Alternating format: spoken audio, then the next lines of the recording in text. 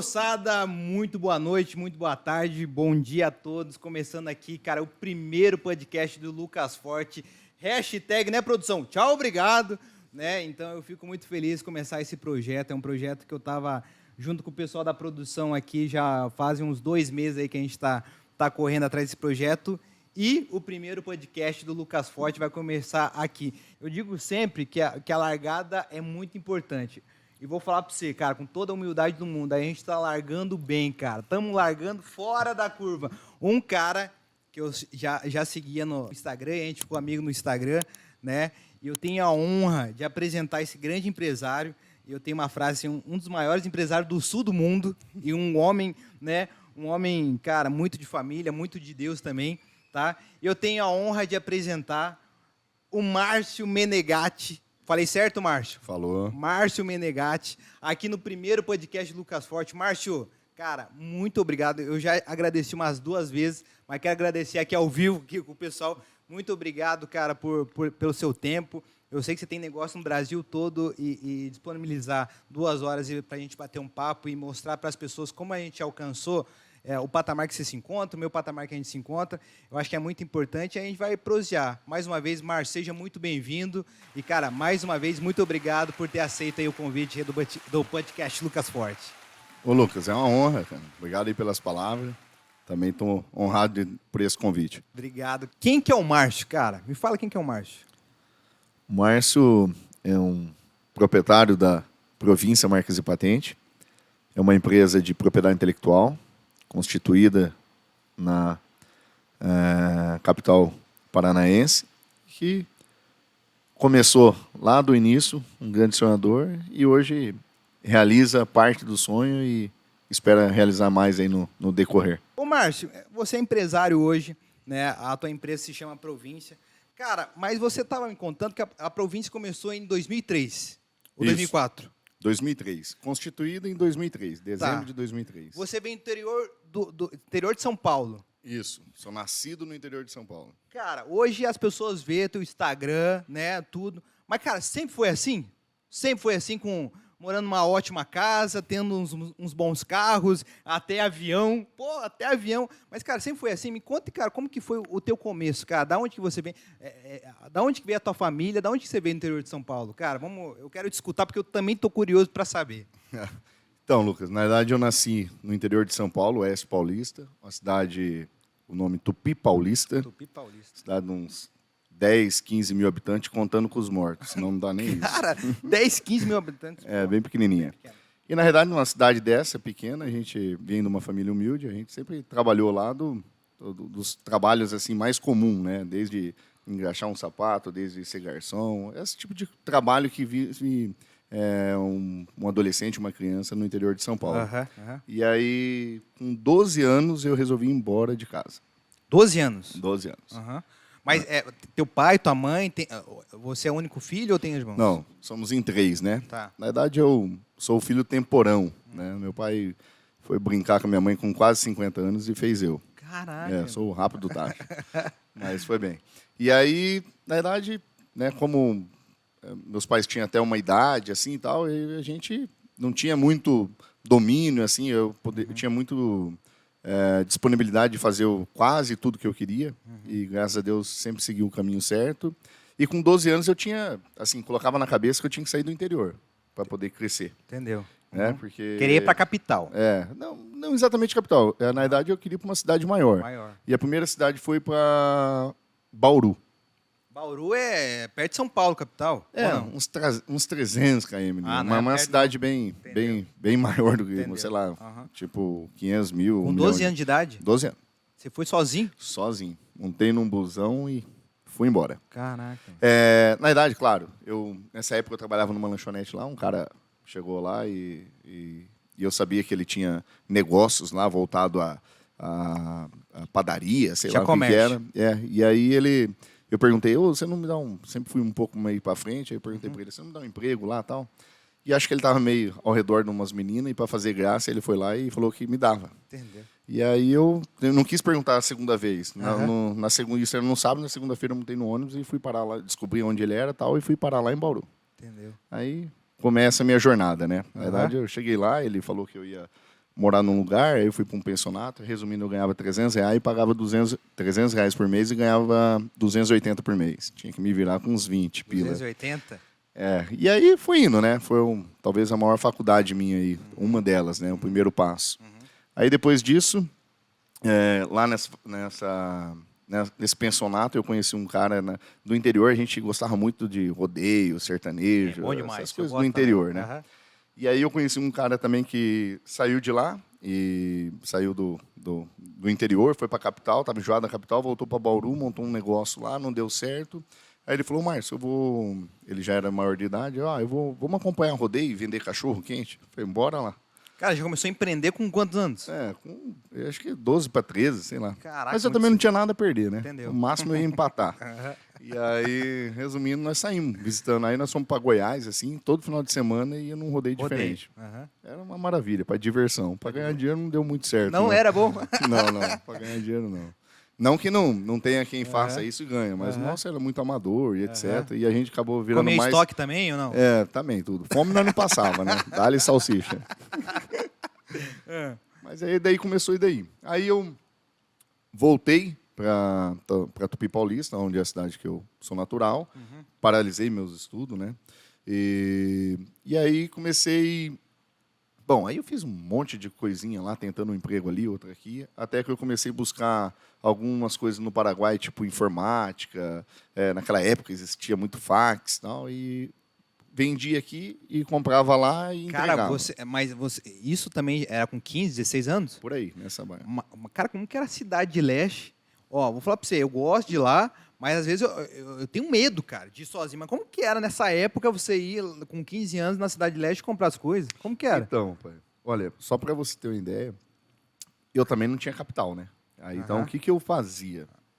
Eu chegava num determinado amigo, conhecido lá na cidade, e falava, você não está precisando de nada, tal? Estou precisando de um computador. Aí ele, tá bom, quanto custa? Aí eu tinha uma referência de uns preços, que eu tinha uns catálogos naquela época e tal. Não era tão informatizado, ou quase nada. E aí eu pegava lá, custava, sei lá, tipo, R$1.500 e eu pagava 1.000 lá. E aí eu falava, eu te faço em 3 de 500. Aí ele me adiantava o cheque, eu ia numa factory, trocava e ia lá buscar. Aí vendia várias coisas.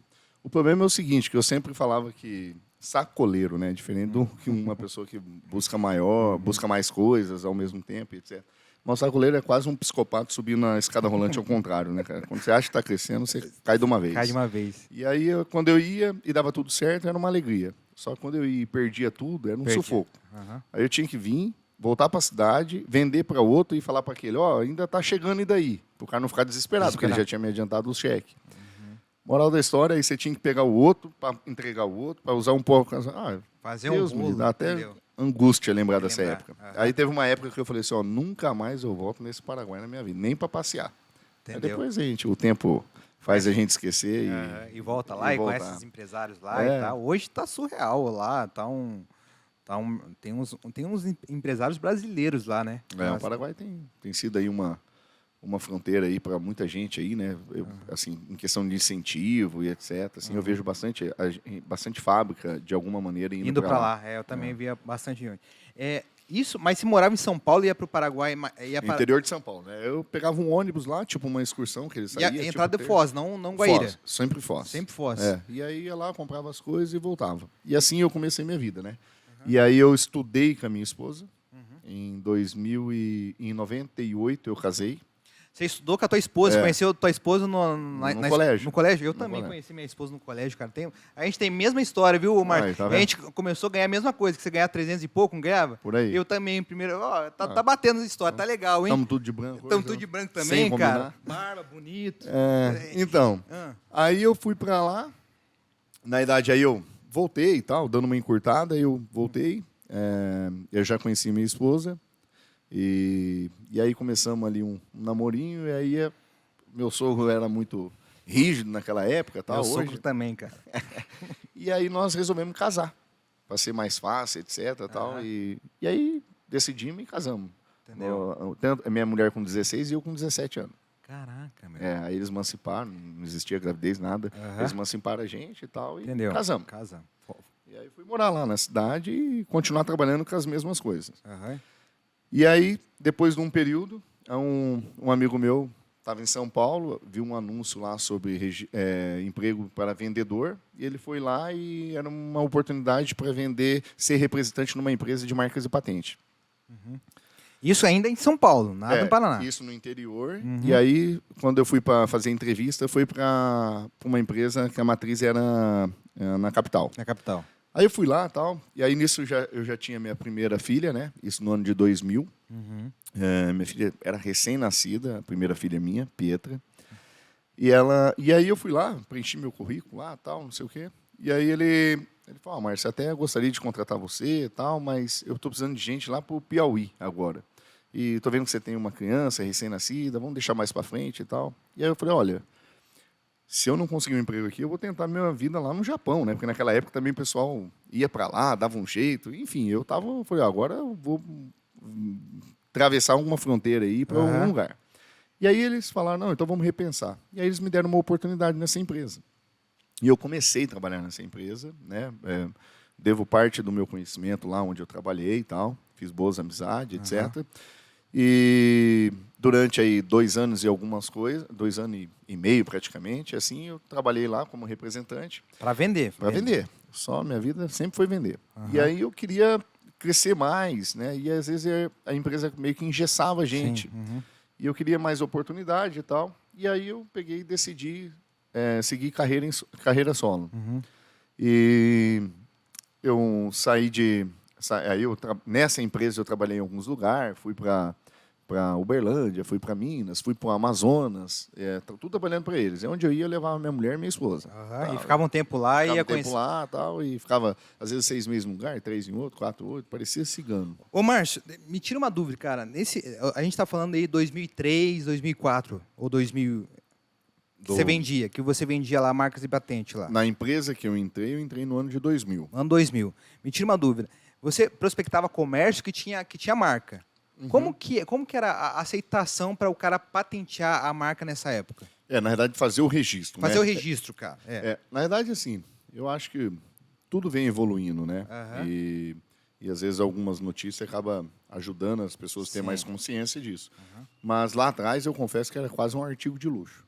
Artigo de luxo. As pessoas não se preocupavam, não. Você falava registro de marca, era muito difícil, assim. Teria que saber vender. Na verdade, eu mesmo, tudo bem que eu não venho de uma família de empreendedores, etc. Tal, mas quando eu fui lá na empresa, eu não sabia nem direito o que era patente, né? Que era marca, etc. Tal.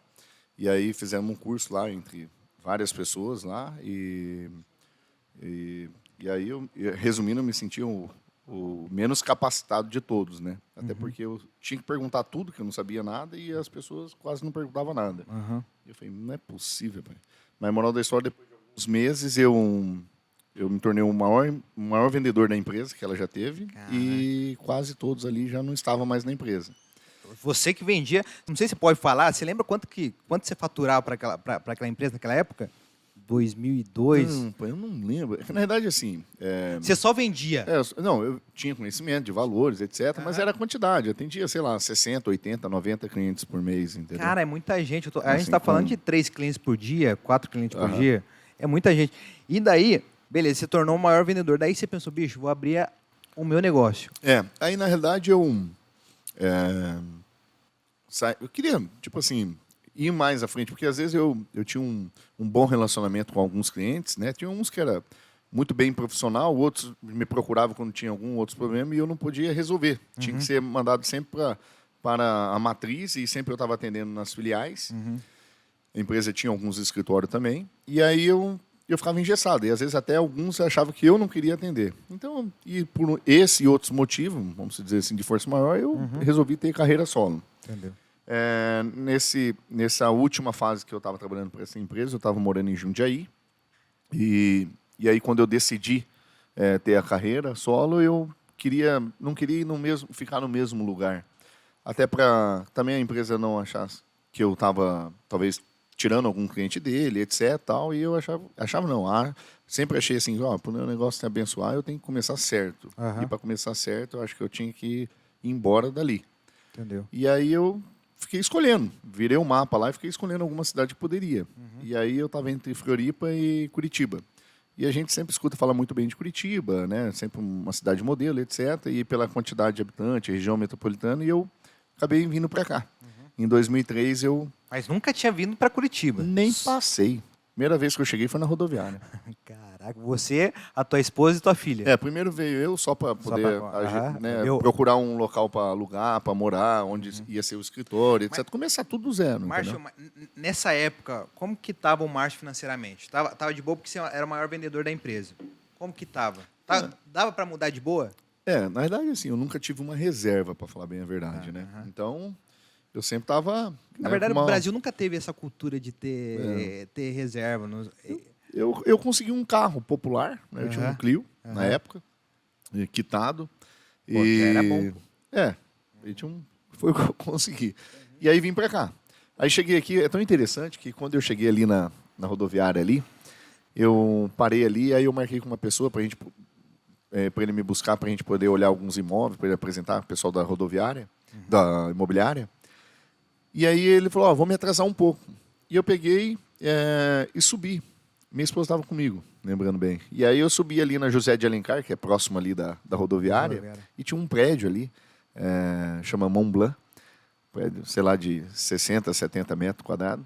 E eu fui lá e tinha um decorado e tal, e eu fui lá para ganhar tempo e tal. Eu fui lá perguntar o valor, olhar, achei bem bonito, para aquela era uma realidade longe naquela época para nós, tal. E depois de alguns anos eu comprei esse apartamento, foi meu primeiro imóvel. Que você comprou.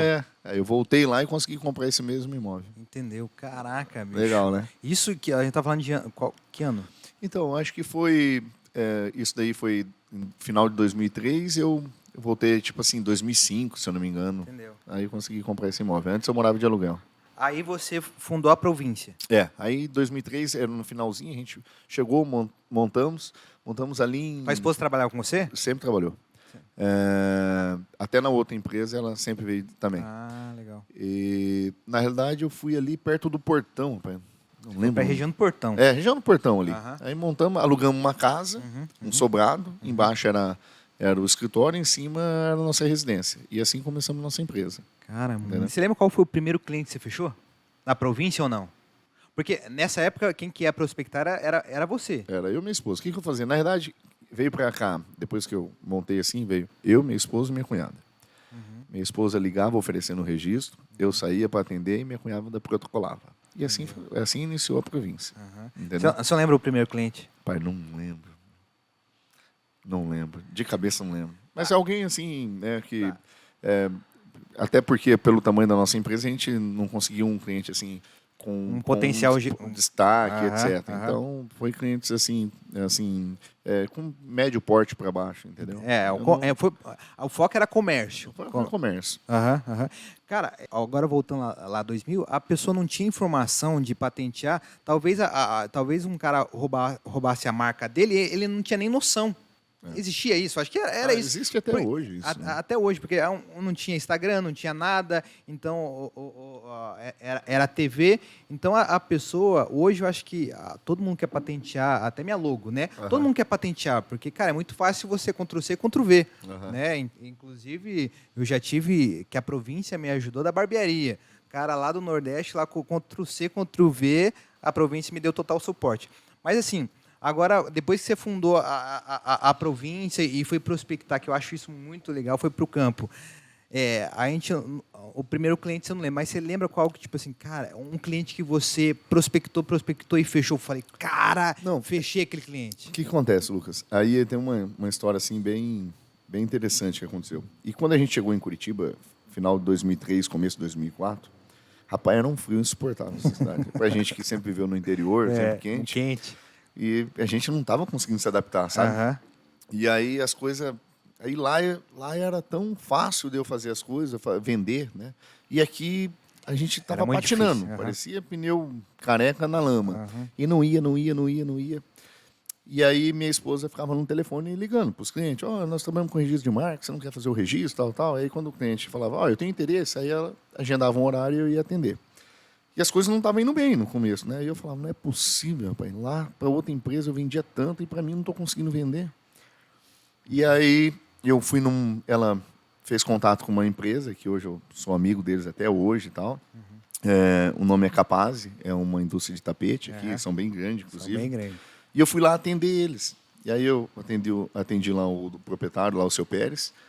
E aí, beleza, ele fechou o contrato comigo tal, e tal. E aí eu cheguei em casa e empresa, né, porque era no mesmo local. E aí eu falei para minha esposa, olha, alguma coisa me diz que nós devemos continuar aqui. Porque a gente estava pensando em mudar, ir para outro lugar. Falei, não está dando certo essa cidade, né? E aí, ela falou, por quê? Eu falei, cara, não sei se foi muito fácil de fechar, não sei se ele prometeu bastante coisa para mim, que tem outras marcas para fazer, mas alguma coisa Deus tocou no meu coração, nós temos que continuar aqui. E assim foi. E aí, depois de um tempo, ele realmente pediu novos processos, novos registros. Inclusive, tem uma história bem legal que ele estava praticamente perdendo a marca e a gente conseguiu recuperar, muito que é um legal. Sobrenome dele. Eu posso até dar uma contada da história, que é legal. E aí ele me apresentou para todos os filhos dele, tem 3 filhos, e eu me identifiquei muito com o Jonathan, que é o meu amigão, é padrinho da minha filha. Ah, tal. que legal, então, cara. Ô, Márcio, então essa história aí de tornar amigo dos clientes, isso é muito legal. Então, eu sempre quis, quando eu comecei a vender alguma coisa, rádio, TV, eu sempre quis tornar amigo desse cara, né? Porque o vender não é vender, você está entregando alguma solução para o cara. Agora, entrando no teu cliente ali de tapete, você tinha que patentear, o tapete tinha que patentear também? Talvez ele fazia um desenho diferente, eu quero patentear. Tem isso também ou não? Tem. Na verdade, assim, tem os desenhos, né? Mas, na verdade, no início, nós começamos como um registro da marca. Ele usava a marca desde 1970 e alguma coisa. E aí, como qualquer outro brasileiro, às vezes o registro da marca, né, principalmente nessa época, era algo assim menos comentado e não dava a total importância. E aí ele teve um representante dele que foi lá e registrou essa marca. E aí foi embora para Porto Alegre. E ele nunca conseguiu a marca. Aí ele passou por vários escritórios e tal e não conseguiu. E aí nós começamos a nossa história assim, nós nos conhecemos, aí eu peguei o acompanhamento, registramos em algumas outras categorias que vale a pena. E aí, só que o principal dele, que era a classe 27, que é a parte de tapete, ele não tinha. E aí, porque esse representante saiu dele, montou uma empresa e colocou a marca dele. E aí, nós também ficamos batalhando, só que, como eu conheci ele muito depois, já tinha perdido todos os prazos que ele poderia impugnar. Ah, entendeu. E aí, a gente não tinha mais, mesmo sendo porque, na verdade, a lei protege aquele que usa mais tempo, mas desde que você esteja dentro do período para contestar. Entendeu. E aí a gente não tinha mais esses prazos. E aí, um certo dia, ele ligou lá para eles querendo vender a marca. Aí, não me lembro, acho que pediram lá, sei lá, 2 milhões pela marca e tal. 2 milhões, cara? E aí ele pediu para eu... Aí ele falou, olha, quem cuida da minha marca é a empresa Província, vai lá, liga para o Márcio e tal, e me avisou. O cara me ligou e tal. Eu falei, tá bom, né? Acho que foi em 2009, estava tendo alguma crise aí no mundo, aí nós aproveitamos por essa daí, e falamos, olha, eu não sei se ele vai ter condições agora, talvez ele queira até mudar e etc. E, na verdade, ele registrou até uma nova marca, como Capibras. E aí, só que ele tinha todo, né, não queria perder, porque, além de tudo, era o sobrenome dele, ele não queria perder essa marca. Caraca, era o sobrenome do cara, então... Ele costuma dizer que o nome Capaz é pão. Ele falou, pô, eu quero deixar uma padaria pro meu filho. Entendeu? E aí, muito bem. Aí ele me deu carta branca para ir até o cara e tentar comprar a marca dele por o menor preço possível. Entendeu? E aí eu coloquei várias propostas dentro da bolsa, peguei um avião e fui a Porto Alegre. Entendeu? O cara era de lá. E aí eu falei, sei lá, vou começar lá com 100 mil, vou parcelar, depois ou eu ofereço à vista, como negociante. Cara, tinha que negociar. Mesmo o cara pegou a marca do cara... A marca era dele. Não tinha mais como eu impugnar. Não tinha mais. Administrativamente não, e judicial também já tinha acabado o período. Porque existe tudo um período. Você, prazo de oposição, depois publica a marca, você tem 60 dias para impugnar, para apresentar uma oposição, depois vem a decisão, depois tem um PAN, que é o processo de nulidade, que é no final, aí você tem a parte judicial, que é 5 anos. Mas isso daí tinha esgotado tudo o prazo dele. As outras empresas que cuidaram para ele acabaram não se atentando nisso e passou. Muito bem. Aí, quando eu fui a Porto Alegre, e aí a gente chegou lá, a hora que eu estava entrando, eu vi que o cara não vendia tapete. Ele lavava tapete. É uma lavanderia. Uma lavanderia de tapete. De tapete. Aí eu cheguei lá e não falei nada. Aí o que eu fiz? Eu fui lá, perguntei para ele quanto ele cobrava, inventei uma história lá na hora, tal, ó, sei lá, tapete com pelo, lá. E aí liguei para uma advogada amiga minha que mora lá, falei, doutora, você me presta um tapete? Ela falou, mas por quê? Não, eu quero lavar para você, fazendo um teste aqui e tal. Ah, tá bom. Aí eu peguei um táxi, fui na casa dela, peguei o tapete, levei lá e pedi para ele lavar e peguei uma nota. Aí eu voltei para o meu escritório, assim, fazendo uma longa história, numa curta história, voltei para o meu escritório e aí eu fui lá e entrei com um pedido de caducidade. O que significa isso? Na verdade, assim, quando toda pessoa que prova legítimo interesse, que é um pedido de marca já prova isso, você pode pedir a caducidade num processo que não está sendo usado, a marca que está em desuso. Aí a pessoa vai publicar e ele vai ter que provar ou o uso de forma datada, tipo redes sociais, revista, notas fiscais, que é mais comum, que já usa, né, que ele mantém o uso. E se ele não provar isso, a marca fica extinta. E aí o registro passa a ser meu. Cara, e aí ele não se atentou a isso, tal, porque ele, né, se ele quisesse, ele poderia estar fazendo umas notas para provar o uso. Moral da história, eu consegui derrubar a marca dele sem pagar nenhum centavo para ele. Cara, que sensação. Foi lá e driblou e voltou. E aí conseguimos a marca. Cara, fantástico. Muito cara. legal. Ó, nessa data aí, porque assim, ó, eu não sei, eu e minha esposa, a gente trabalha muito com o quadro dos sonhos. No começo do ano, assim, a gente faz as nossas metas e tudo mais, e mesma coisa isso com as nossas empresas, que a gente tem 4. Quando você montou a tua empresa, você tinha cara, eu quero faturar 100 mil por mês, 500, 1 milhão. Você tem alguma história parecida com isso? Tipo assim, cara, eu rumo a 1 milhão. 1 milhão de faturamento mês ou anual. Você tinha alguma coisa disso ou não? Cara, não. Eu só queria crescer, né? Aí, tipo, num tamanho, né? Tipo, infinito. Mas, assim, não sabia nem de que forma, nem de qual velocidade e aonde poderia chegar. E aí, na verdade, em 2007, olha só, isso daí, essa situação aconteceu da Capaz foi em 2005, aí nós tornamos muito amigos e tal. Entendeu. Em 2007, aí a nossa empresa já era ali na Iguaçu, mas num prédio, um prédio misto ali, tipo, tem residência e comercial. E eu morava e trabalhava no mesmo lugar ainda. Entendeu. E era só nós 3. Minha esposa, eu e minha cunhada. Muito bem. E aí, na frente do nosso escritório, nossa residência, aí colocaram uma placa lá para vender o imóvel. Só que a gente também não tinha condição. E aí, rapaz, a gente tinha muito amizade com nossos amigos aí da Capaz e tal, e aí eles falaram, não, mas você tem que mudar, tal, e eles emprestaram o dinheiro para mim. Aí eu fui lá e comprei aquele imóvel. E aí parcelei lá com eles, assim, diversas parcelas. Pô, virou amigaço mesmo. Amigaço. Que da hora. E devo muito a eles. E aí, o que acontece? E isso em 2007. Virou a chave. Aí virou. Assim, é impressionante. Então, aí a gente começou a ter mais funcionário, começamos os projetos das filiais próprias, tudo é próprio. E aí começamos a crescer, graças a Deus, com muito trabalho. Cara, então a tua chave, assim, cara, tipo assim, valeu todo o esforço, valeu cada reunião. Então, a chave da província virou em 2007. 2007. E de lá para cá, você que veio montando as unidades em que ano? Foi em 2007 também ou não? Na verdade, eu comecei a montar aos poucos, né? Tipo, desde, acho que 2005 montei um escritório, 2006 outro, 2007 talvez mais 2, não lembro qual foi a frequência disso, mas tudo aos poucos.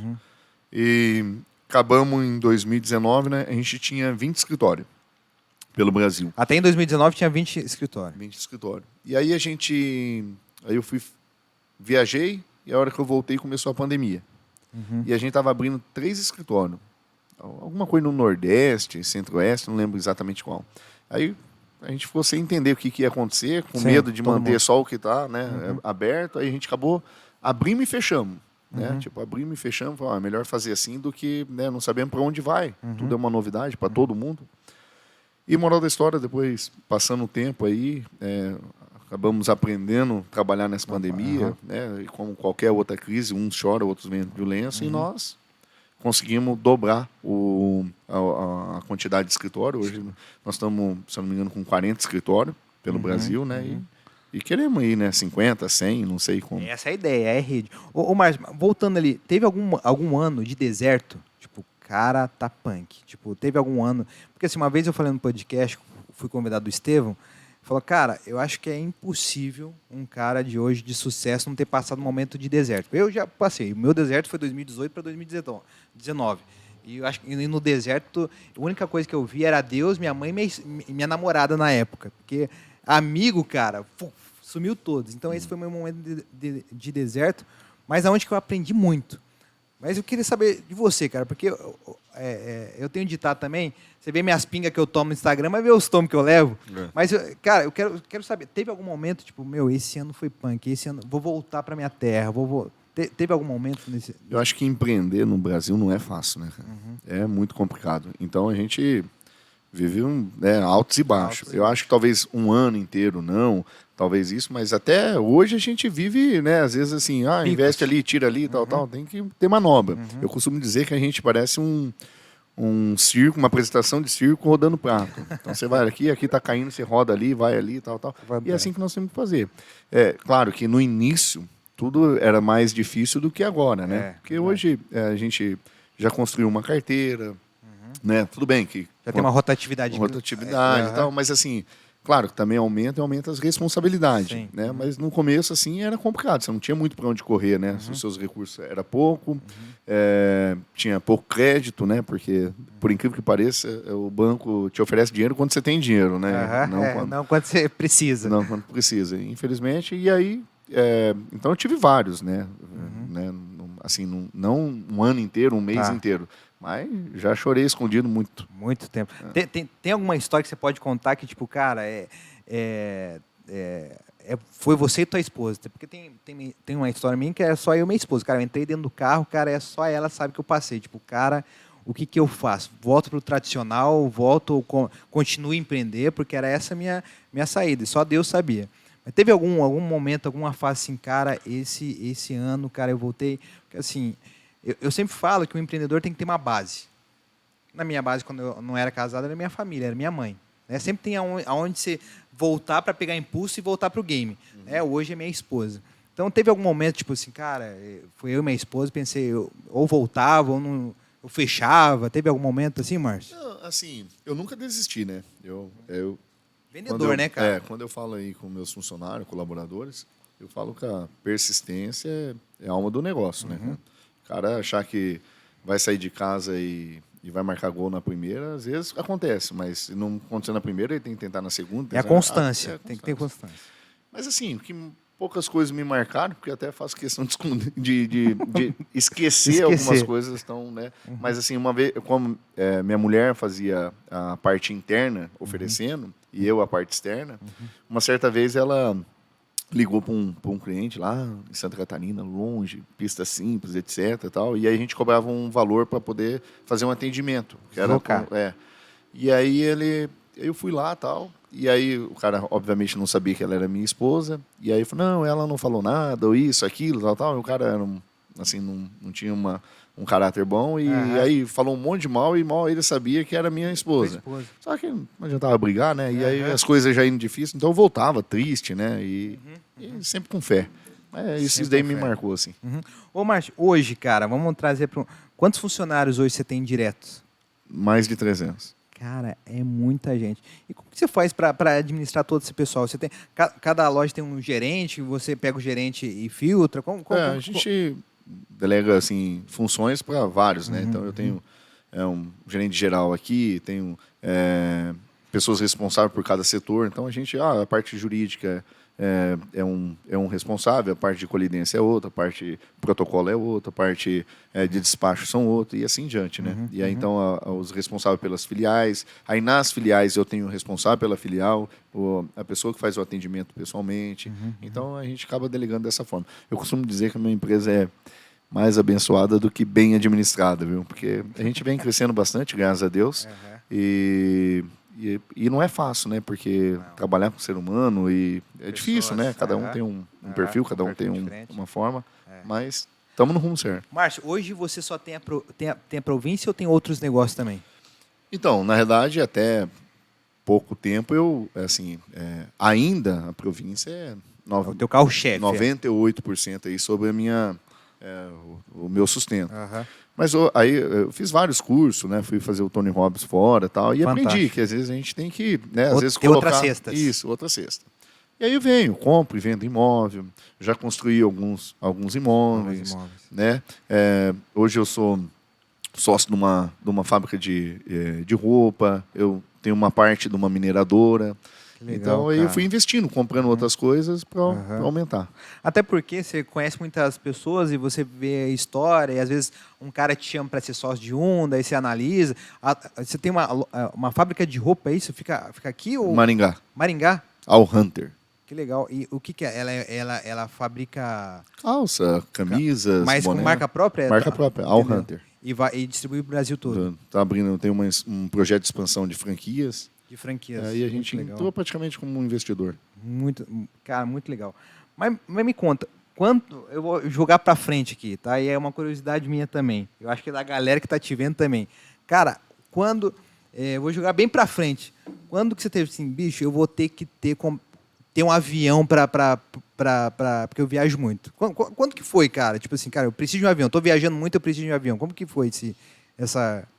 Na verdade, eu tô na aviação desde 2012. Ah, você já tá desde 2012? Em 2012 eu comprei meu primeiro avião. Mas não era nem muita necessidade na época, né? Era mais ter a vontade de ter o avião. Então sempre teve. Era sonho de criança ou não? Não, depois que começou... Porque quando era criança era tão longe que não dava nem para sonhar muito com isso. Entendeu.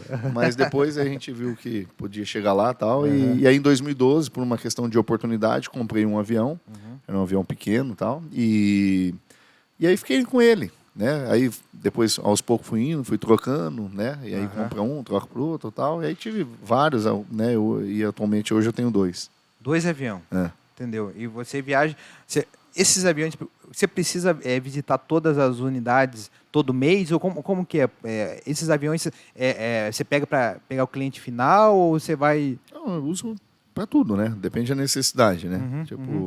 Às vezes quando eu vou atender cliente, às vezes preciso um caso rápido, às vezes um cliente chegou lá, mas chegou um oficial de justiça aqui para prender minhas coisas, tal, corre aqui, então a gente consegue chegar ali, tipo, em Maringá em pouco tempo, etc. Entendeu. Então, usa para tudo, né? Então, e aí, por uma questão de oportunidade, na época apareceu, por isso que não tem por que ter 2, né? Mas uma questão de oportunidade a gente teve.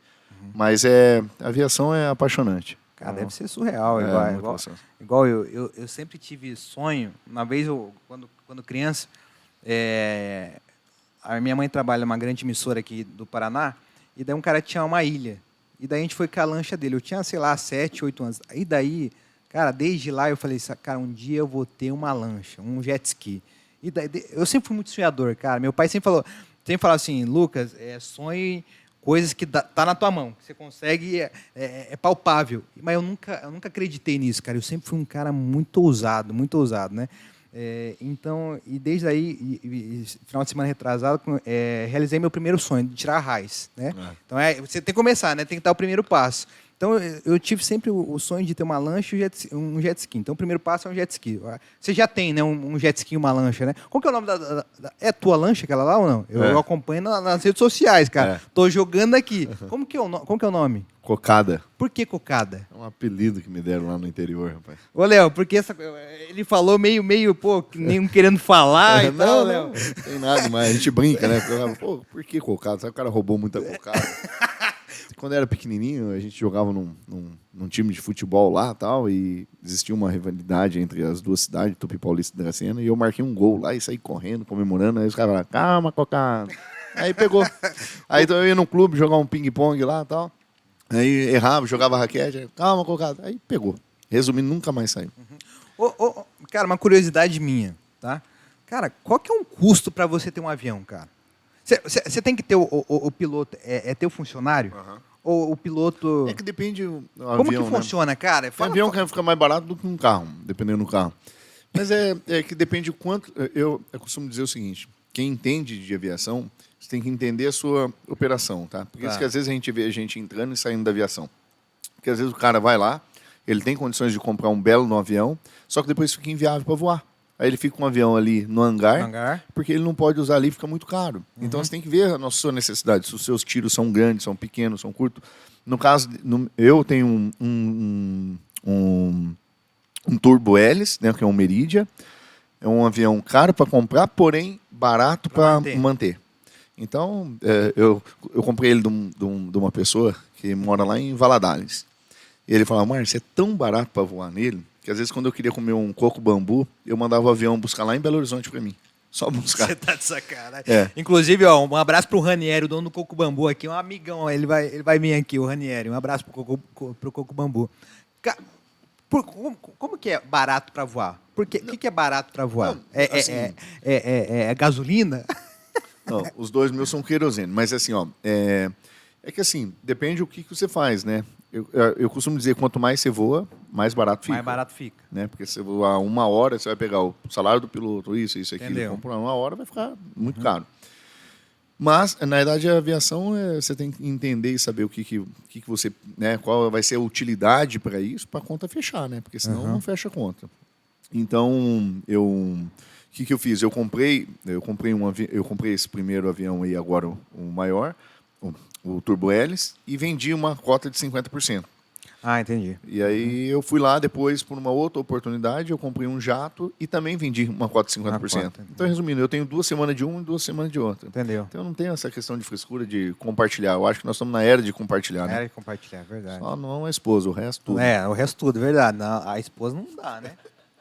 Cara, tem um avião. Então, cara, como é a sensação, cara, de... Porque eu também tenho sonho disso, mas qual que é a sensação de pegar a família, vamos... É muito gratificante. Eu costumo dizer assim que tem 2 coisas assim que eu falo assim, nossa, que privilégio, né? Pô, É a gente ter, tipo assim, comer sem olhar o cardápio, né? Tipo assim, por isso sem eu olhar acho o que lado direito, né?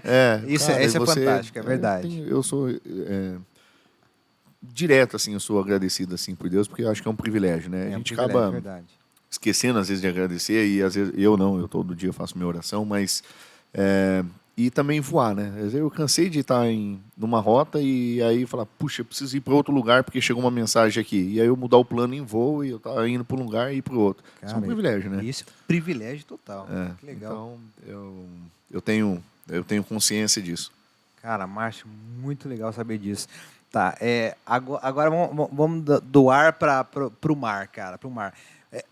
Você não é piloto, você é amante da aviação. Aham, não. Amante, Só sou vendedor. eu também sou. Eu acho que só existe uma profissão no mundo, que é vendas, cara. Você tem que ser vendedor. Agora, assim, agora da lancha. Pra falar que é lancha, para mim é um iate lá. É compartilhado ou você tem Não, a raiz ela também? não. Ela não. Ela não, mas gostaria, porque eu não achei ainda um. Vamos conversar aí. Ô, Léo, quer entrar junto, Léo? Bora ou não?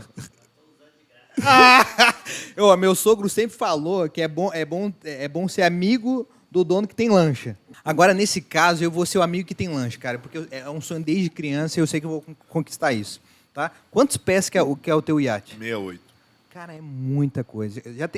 Você tem a raiz também ou não? Não. Você não tem, cara? Tem marinheiro. O marinheiro. Cara, porque, cara, é uma delícia você pegar o jet ski. Cara, é uma sensação de uma liberdade, assim, total. E tá lá, cara. Tá lá o jet ski no quadro dos sonhos e é muito massa quando você realiza e tira... Eu não sei se você faz isso, cara. Eu e minha esposa, a gente tem isso. A gente tem estampado um quadro dos sonhos na cabeceira da nossa cama ali, né? E é muito massa. Você coloca ali, cara... Esses tempos tinha uma Mercedes lá no quadro dos sonhos. Cara, é muito legal você tirar. Que legal. Pô, cara, porque você... porque todo mundo tem um dia ruim, cara. Pô, levantar da cama e tal. Todo mundo tem isso. Mas quando eu olho aquele quadro do sonho, eu falei, não, cara, eu vou fazer com força esse negócio. Legal. Então tem alguns objetivos de vida. Você não tem filho, né? Não tenho filho. O filho, quando você tiver e olhar, você vai dispensar esse quadro aí. É? Daí bom, você né? troca. Faz tudo pelo filho. É verdade. Mas assim, cara, eu até escrevi no meu Instagram esses tempos, se eu sei que... Claro que não é mensurável, mas assim, se eu sei que é um amor pelo um filho, é eu e meu irmão. Eu amo demais meu irmão, cara. Então, acho que assim, eu sou muito família, então... mas assim, voltando para a lancha, você entrou na área, no mar, foi 2012 também? Não. Foi antes? Não, foi depois. Não, eu tive outros barcos menores, né? Uhum. E comecei com 19 pés, depois fui para um de 29 e tal, e aí usava pouco, rapaz. E barco é assim, quanto menos você usa, mais problema dá. Acho que quase tudo, né? E aí eu dei uma desanimada. E aí depois, sei lá, acho que em 2017, 2016, aí eu comprei esse bar. Cocada. É. O Cocada. Bonito, hein? Batizei ele como Cocada. Rapaz, ó, vamos fazer uma picanha qualquer hora lá, pô. Fala ô, produção, estão falando aqui no meu ponto, fala aí. Passa uma pergunta aí, Eu entendi, vamos ver. Mas vou reformular aqui. Começar do zero, Márcio, o que você faria? Faria tudo de novo? O que você faria? Voltasse o game voltou do zero, o que você faria? Eu acho tudo de novo, né? Fazia tudo de novo. Porque, Eu também acho, cara. Talvez mudaria algumas coisas, talvez teria investido um pouco mais nos meus estudos, lá na época, que eu tive que paralisar, tive que terminar a longa distância e tal. E por causa com falta de tempo, não investi numa faculdade e tal. Uhum. Mas, talvez isso daí, são poucas coisas, né? Uhum. Até porque tá tudo dando certo, né? Graças a Deus. O time que tá ganhando não se muda. Não se mexe. Então, eu faria tudo de novo. Ô, Márcio, qual que é o vínculo que você tem com Sorocaba, com o Zé Neto Cristiano e tal? Porque eu acho que uma coisa que a gente gosta também é da música sertaneja. Eu sou amante da música sertaneja. Eu acredito, vejo pelos teus stories que você também. Mas qual que é o vínculo que você tem com essa rapaziada de Sorocaba, o Zé Neto? Eu vi que o Zé Neto pegou teu avião esses dias aí, foi... Qual que é o vínculo que você tem com essa rapaziada? Não, na verdade, primeiro eu atendo eles, né? Claro. Então a marca a marca, desde Zé Neto Cristiano, Fernando Sorocaba, Taime Thiago, Lucas Luco, enfim, bastante aí, Jorge Mateus e tal. A gente cuida. Até Jorge Mateus? A gente cuida. E além de... e aí a gente acaba tendo, né? Ficando próximo e a gente também é apaixonado por essa área e tal, e aí acaba tendo um pouco mais de contato, né? Então, e o legal dessa turma aí que te dá uma vitrine bem legal, né? Muito, e a gente cara, acaba aproveitando, muito, né? Nesse mundo aí digital aí, a gente acaba aproveitando isso daí também para chegar em outros lugares. Mas, claro, uns eu tenho um pouco mais de contato, outros apenas profissionais e tal, mas tem um bom relacionamento, né?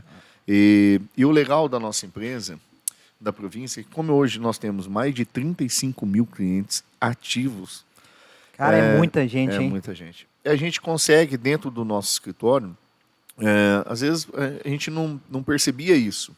E hoje a gente consegue vender entre eles, né? Tipo, às vezes o cara quer lançar um produto, né? E aí quer lançar um gel e tal, e aí ele fala, olha, essa pessoa é legal. Aí às vezes bem provável que ele esteja no meu escritório, e quem não está, eu tento puxar para os meus clientes para dar preferência. Claro. Cara, não pode ser esse artista, eu tenho mais liberdade com esse, tal, consigo uma negociação melhor, tal. E aí eu vou lá e faço a ponte. Faz a ponte com Aí a gente tem uma participação e eu licenciei a imagem deles. Que legal. Você fez isso com os Sorocaba esses dias? Eu vi que você chegou você chegou de helicóptero, ele chegou... Eu atendo lá uma empresa em Pilar do Sul, chama Ouro Safra. E aí o Sorocaba, né, ele contratou o Sorocaba para a licença da imagem dele por 2 anos e ele estava lá fazendo as gravações e a gente estava acompanhando. Cara, que legal. E é muito tranquilo você fazer essa negociação com o artista e com o cliente? Cara... Sim, na verdade, às vezes quando o artista está em escritório, assim, é um pouco mais burocrático. Mas assim, quando ele tem a carreira solo, igual Sorocaba e às vezes outros aí, às vezes é um pouco mais fácil, né? Tem mais liberdade para negociar, é mais flexível. Porque não existe uma tabela, né? Tudo depende do produto, aonde vai ser, como vai ser. O artista, o tempo, a quantidade. Tipo, eu quero X publicação nas redes sociais do artista. Então, tudo a cada imagem, a imagem eu vou usar no Brasil, regional, TV, rádio, isso, aquilo e tal.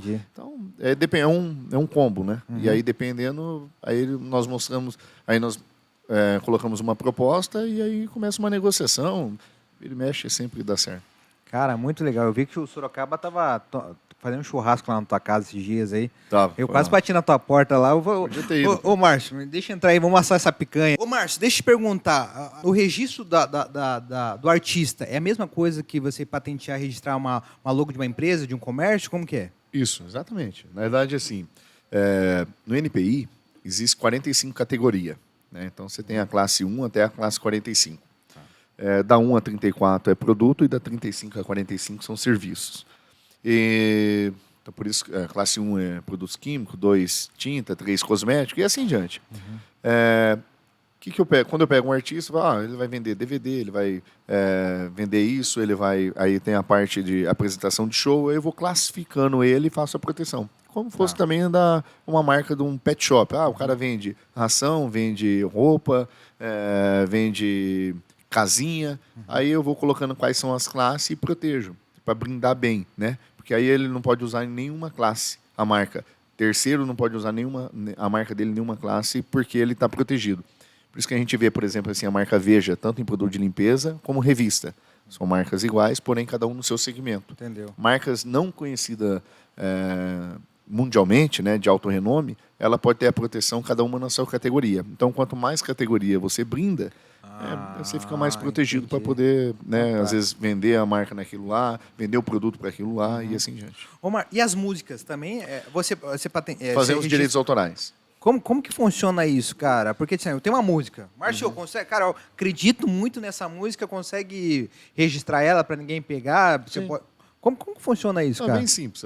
O direitos autorais é mais simples do que marca. Na verdade, a pessoa tem lá, ele compõe, coloca quem são os autores, e aí nós vamos lá e fazemos o registro na FBN. Entendeu. Cara, e você falou do Jorge Mateus. Pô, é um baita artista. Como que foi, cara, você chegar no Jorge Mateus? Foi pelo Marquinhos, nosso amigo Marquinhos ou não? Foi por ele? Por ele. Esse foi por ele mesmo. Foi por ele mesmo? Marquinhos é um grande amigo nosso e tal. E aí, inclusive, um abraço pro Marquinhos, né, cara? Ele é o cara, ele é o vendedor. Ele inclusive tá com uma palestra boa aí, viu, cara? Quase uma comédia, né? Você já foi ver já? Eu ainda não. Vários. Eu quero ver, Tem que ir. Então, beleza. Na verdade, o Jorge, eu licenciei, tinha uma empresa de agro também. O agro está em alta. E teve um cliente que estava licenciando e a gente trouxe ele. Ele estava licenciando um artista que não estava na nossa carteira e a gente ofereceu o Jorge. E aí ele achou interessante, a gente foi lá e fechou. Falamos com o Jorge, direto com o Jorge. Entendeu? E aí ficamos amigos, né? O Jorge, inclusive, ele fez as gravações tudo na minha casa, para ser mais rápido. Ele tinha um show entre uma cidade e outra. E aí ele foi lá na minha casa, ficamos 2 dias lá. E aí ficamos fazendo um churrasquinho lá, tomando uma cervejinha de leve. Cara, a tua casa é bem pequena, também não deve ter muito quarto lá, aquela casa lá, né? Rapaz, eu acho que o condomínio é o que eu ganho, cara, aquela casa. Diz que é um hotel de 5 estrelas. Você vai pra piscina, não precisa nem levar toalha. É verdade isso, cara?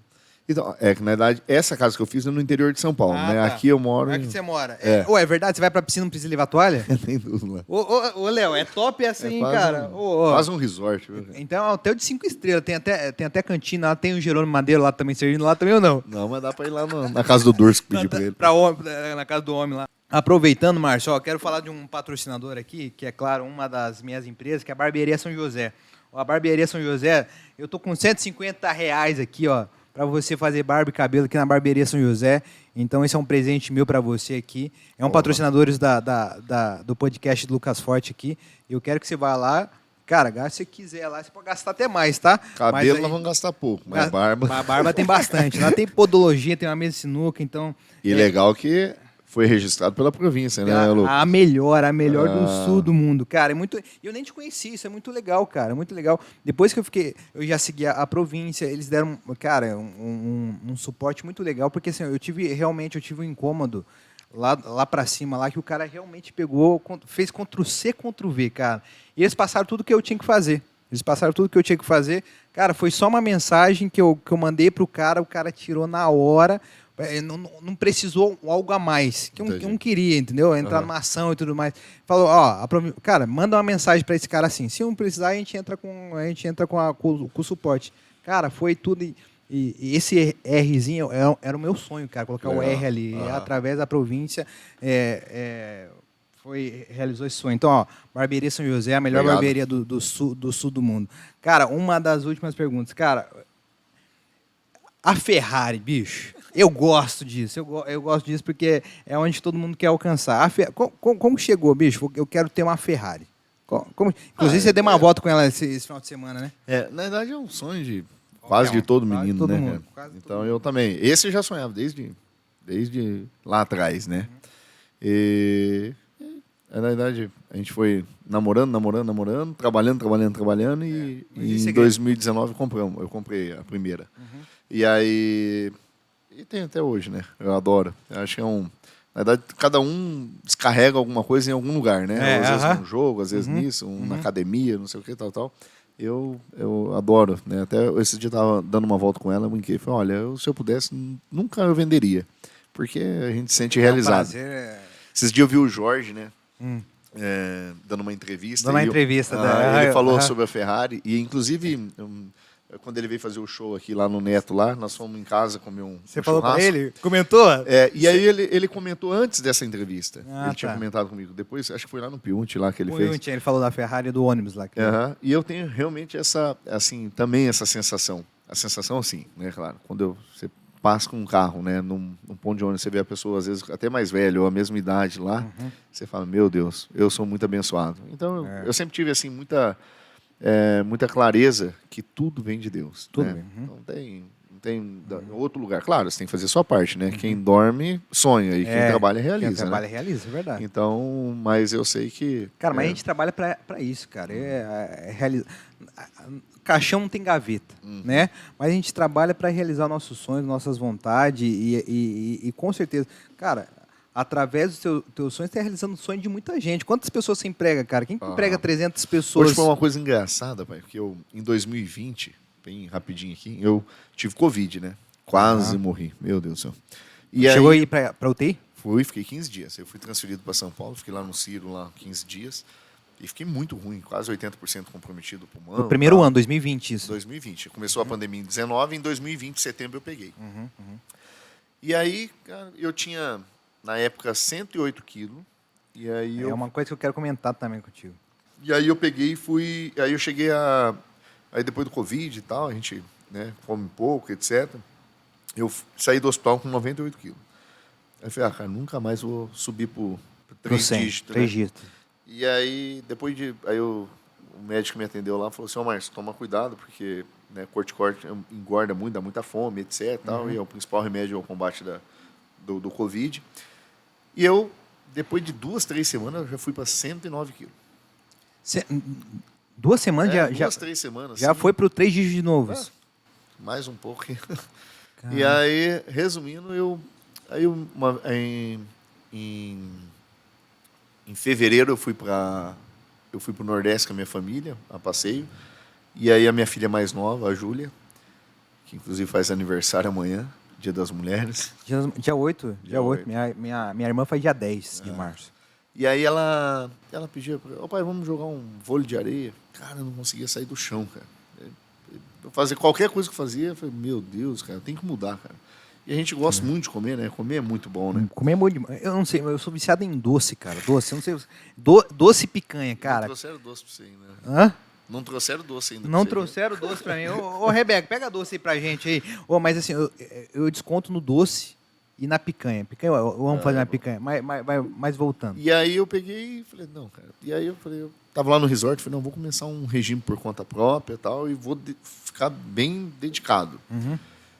E aí eu vim, aí no dia, era final de fevereiro, começo de março, e aí dia 7, que é né, o mesmo dia de hoje, dia 7/3/2021, eu fiz meu primeiro É o exercício. mesmo dia de hoje? É. Olha só que doideira. Eu fiz meu primeiro exercício.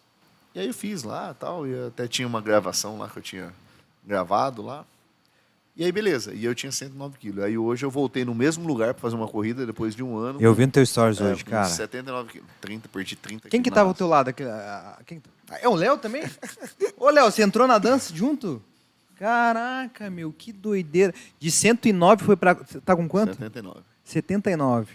Cara, eu vejo você na academia Então, direto. Porque assim, ó, depois que você... O começo é muito difícil. O começo de tudo é muito difícil. É. Mas depois que você toma um ritmo legal na academia, se torna É viciante. um prazer, né? Um viciante. É muito mais. E a tua academia é bem. Deve ser triste malhar naquela academia lá, cara. Porque os melhores equipamentos estão lá, pô. Mas então, e aí eu trouxe trouxe um personal lá do interior, lá um cara que a gente conhecia e tal. E aí eu falei, cara, vamos lá, você vai treinar a família inteira. E aí eu trouxe ele. Você trouxe ele? Trouxe ele. Pra Mora cá? aqui em Curitiba. Tá de sacanagem, cara. Mas você conhecia... Nosso Rambinho. Você conhecia ele? Conheci há pouco tempo. Só que ele é um apaixonado pela profissão e tal. Eu fui lá, ele me atendeu algumas vezes. Eu falei, Gostou do cara? É esse cara aí. Mano, Aí eu cara... trouxe, ele mora aí. e me treina. Pô, é bom ter dinheiro, né, Márcio? Cara, Não trazer custa muito, não. personal, cara, trazer um personal. Ô, pega o meu avião lá, pega lá, vem no meu avião, você fica aqui em Curitiba, pô, cara, e ele dá aula pra você e pra Pra minha família. Que legal, bicho, que legal. Claro. E aí, como ele não ocupa tudo, ele libera ele para fazer outras coisas, né? Até para ele não ficar aí sem fazer nada, mas ele é um cara apaixonante pela profissão e tal, assim, né? Porque eu nunca tinha treinado, nunca tinha feito nada de exercício, etc. E a gente, né? E claro, depois eu fui no médico, o Neto, ele avaliou, eu tinha 40% de gordura no corpo. Entendeu? 39 e lá. E aí, semana passada eu fui nele e voltei, eu tenho 8%. Então, cara, parabéns, hein, Márcio? Que muito, legal. Ó, aproveitar que a gente está falando de saúde, eu vou mandar um abraço pro Brasil, dono do Acesso Saúde, é um dos patrocinadores aqui do podcast aqui. Um abraço pro Acesso Saúde, a melhor clínica médica do país. O cara tem mais de... Quantas unidades você tem? 40. Ele tem exatamente 40 espalhados no Brasil todo. Um grande amigo que eu tenho, um dos primeiros clientes meu, e ele patrocina aí o podcast do Acesso Saúde. Um abraço para o Acesso Saúde. E também vou mandar um abraço para o Ariel, da SB Eventos. Ele fez o último show dos teus amigos aqui, do Zé Neto Cristiano. Ele tem som e iluminação. Então, o Ariel, cara, tem uma empresa. Eu fui gerente comercial dele. Ele tinha uma empresa de flora ervas. Cara, ele tinha... Sabe o que é dente de leão, Márcio? Não. Dente de leão, sabe aquela plantinha que você fazia um pedido e soprava? Imagina uma tonelada daquilo. Cara... Ele vende isso? Vende isso. Hibisco... Cara, ele vende... Ele pega a matéria-prima, transforma ela inteira rasurado pó e vende para o Brasil todo. Fatura mais de 3 milhões. Foi muito legal. Ele era meu cliente na Mundo Livre FM, me fez uma proposta, fui tocar o comercial dele, ele tem uma indústria, ele tem mais de 100 funcionários também, cara, então um abraço para a SB Eventos aí, ele também tem uma empresa aí de som e iluminação.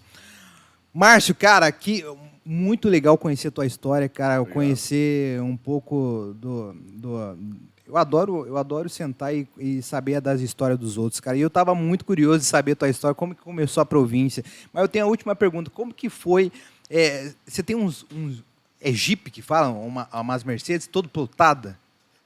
Hammer. Um Hammer. Um Hammer. Porque eu sei que algumas pessoas começaram a fazer Ctrl-C, Ctrl-V. Começou a copiar uns caras aí. Cara, mas qual que foi? Cara, vou plotar todo. E você tem uma frota também de carros aí, você plota tudo. Cara, mas como que... Cara, vou plotar esse carro. Porque eu acredito, na época era teu ou não? Não, nós compramos e aí na verdade eu comprei vários Smart para disponibilizar para os representantes atender aqui em Curitiba. Tá. E aí como o Smartinho é pequenininho, aí eu colocava uma frase assim não importa o tamanho da sua empresa, registre sua marca. Marqueteiro, cara. Aí eu peguei e falei assim, aí eu comprei aquele Jeepão, falei, cara, não dá para colocar a mesma frase, né? Aí eu coloquei assim, como o Jeep tem aquela o Hammer tem aquela história da guerra, etc. Eu falei, não vá para a guerra desprotegido, registre sua marca. Fantástico, aí eu coloquei e tal, e aí o pessoal às vezes sempre comenta, você é da empresa tal, lá do Hammer, não sei o quê, ou do Smartinho, tal. E, propaganda é tudo, né? Cara? Propaganda é tudo, cara. Tem que investir. Vou falar pra você, a província lá tá quase um lugar, um centro turístico de Curitiba, lá as pessoas param lá pra tirar foto, cara. Inclusive quando tem umas Mercedes, uma Ferrari, um Porsche diferente lá, eu paro direto, as pessoas estão tirando foto lá. Mas, Márcio, cara, manda um abraço pra tua família, cara, muito legal conhecer um pouco da tua história, saber de tudo, como começou a província e ver que você é um monstro aí na comunicação. Um cara muito humilde, cara. Eu mandei mensagem para você, prontamente você já me respondeu. Cara, vamos embora, vamos para cima. Hein? Graças a Deus deu certo os horários. Mas, cara, é isso. Tem alguma coisa para falar para esses empreendedores? Porque hoje, eu acho que assim, a melhor saída é empreender. Né? A melhor saída é empreender. E eu tenho minhas barbearias, eu gosto de fazer redes, porque eu sempre gostei de, falei, cara, uma barbearia não faz verão, você vai ser prisioneiro do teu comércio lá, então eu preciso ter rede de barbearia. Porque você tem uma sala lá, chega um teto que você não consegue faturar mais. Né? Mas eu quero que você deixe aí uma mensagem para os empreendedores, os caras que estão começando agora. Cara, o que você diria para o cara que está começando do zero? Vou empreender desde sei lá, um carrinho de cachorro-quente, desde montar um negócio, a mídia hoje está muito fácil. Qual que é a tua mensagem para essa rapaziada aí, essa mulherada aí nova aí? Então, Lucas, na verdade, a pessoa tem que persistir, né? Porque, às vezes, eu costumo dizer que as pessoas querem viver a minha vida sem viver a minha história. Exatamente. Então é muito fácil. Eu também queria pegar grandes empresários aí, ter o que eles têm, sem passar por onde eles passaram. E isso não existe, cara. Né? E só vai existir se ganhar na Mega Sena. E a maioria que ganhou na Mega Sena sem ter experiência já perdeu tudo. Então eu acho que a maior escola é o trabalho, é dia a dia, é o processo. Então, na verdade, desistir jamais, né? Então você pode mudar, pode, né, fazer caminhos alternativos, mas nunca desistir. Porque quando você está lá, numa posição boa, aí vem elogios. Exatamente. Mas quando você está numa... São poucos que vão lá te incentivar, né? Praticamente sua família e os seus melhores amigos. Porque tudo é difícil. Mas eu acredito que com força de vontade, garra e persistência, o cara consegue o que ele quiser na vida. É a constância, né, cara? E tudo tem que participar do processo, né? Então, o cara dá mais valor. Se fosse só rosa, não teria graça. Exatamente. Tem que ter uns espinhos aí. Tem que ter uns espinhos. E o processo... Eu falo que na prática, no teórico é muito lindo, mas na prática dói. Né? A prática dói. Márcio, mais uma vez, cara, que prosa boa, cara. Obrigado aí por sentar na mesa. Pô, eu só ando com águia aqui, é um exemplo aí. Cara, um abraço aí, que Deus abençoe, muito mais sucesso, que dê capacitação para você administrar mais e mais suas empresas aí. E, cara, o céu é o limite pra gente, tá? É verdade. Literalmente, o céu é o limite para esse homem aqui. Cara, Márcio, mais uma vez, obrigado pelo teu tempo e te agradeço aí, cara. O bate-papo foi bom. E é muito legal saber da tua história, cara. Beleza? Beleza, Lucas. Obrigado. Boa sorte aí no seu projeto. Obrigado, Deus abençoe, que dê amém. tudo certo. Valeu. Moçada, fico por aqui. O próximo podcast vai ser dentro da Barbearia São José. Vai ter resenha com uma dupla sertaneja legal. E espero que você tenha gostado. Esse é o primeiro de muitos, viu? Eu fico por aqui. Agradeço você que acompanhou a gente até agora. E como eu sempre falo, tchau, obrigado, moçada. Valeu, produção. Valeu. Vamos comer agora.